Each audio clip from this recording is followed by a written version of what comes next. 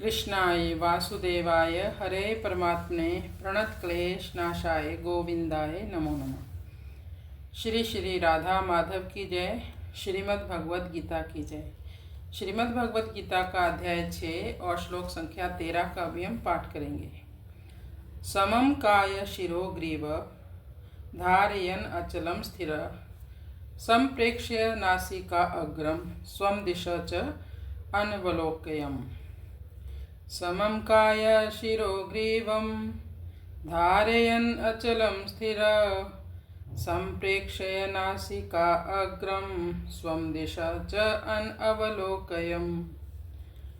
समं काय शिरोग्रीवं धारयन् अचलं स्थिर। तो इस प्रकार आसन पर बैठकर मन को एकाग्र करके, इंद्रियां, मन और चित्त को एकाग्र करके, किसी प्रकार की रिद्धि सिद्धि की कामना ना करके केवल आत्म शुद्धिकरण की इच्छा से ध्यान में बैठें। क्योंकि कुछ लोग हैं जो ऐसे होते हैं, बैठ तो जाते हैं ध्यान मुद्रा में, पर सोचते हैं कि कैसे मैं रिद्धि सिद्धियों को पालूं। कुछ लोग ध्यान के द्वारा ख्याति पाना चाहते हैं, वो केवल ढोंग करते हैं ध्यान का। पूरी गर्मी के दिनों में अपने चारों ओर अग्नि जलाकर बैठ जाते हैं और पहले इतनी गर्मी होती है, लोग सब बड़े ध्यान से उसकी तरफ देखते हैं कि कितना बड़ा साधु है, ऐसा योगी है, और सबका ध्यान वो अपनी ओर आकर्षित करने लगता है। ऐसा योग तो बहुत दुर्लभ है। समम काया शिरोग्रीवम।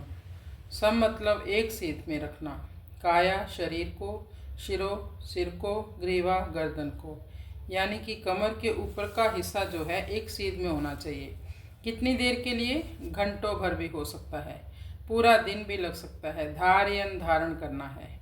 अचलम स्थिर, अचल होना है, पर्वत की भांति अचल होना है, पेड़ की तरह अचल होना, स्थिर रहना, बिल्कुल हिलना डुलना बिल्कुल नहीं।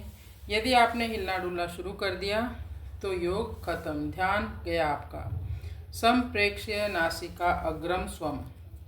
संप्रेक्ष्य देखना, कहाँ देखना? नाक के अग्रभाग पर।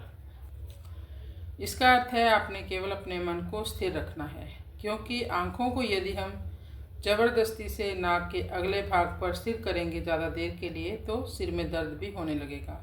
फिर भी प्रयास करते रहना है, धीरे धीरे प्रयास से होने लगेगा। ध्यान का एक ये भी नियम है कि हमें केवल अपने ही आसन पर बैठना चाहिए, क्योंकि ध्यान करने वाला अगर किसी दूसरे के आसन पर बैठता है तो जो दूसरे की वाइब्रेशन होती है उस आसन में होती है। तभी दूसरे के वस्त्र भी हमें नहीं पहनने चाहिए, दूसरों के चप्पल जूते हमें व्यवहार में नहीं लेने चाहिए। हाँ, यदि कोई महान भक्त है भगवान का तो प्रसादी रूप में आपको कुछ वो देना चाहता है तो उसे आप स्वीकार कर सकते हैं, क्योंकि उससे हमारा परम कल्याण होता है, हमारे पापों का क्षय होता है। दिशा च अन अवलोकयन।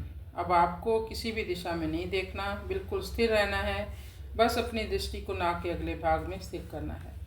ये है तो बहुत कठिन, लेकिन धीरे धीरे अभ्यास से होने लगेगा।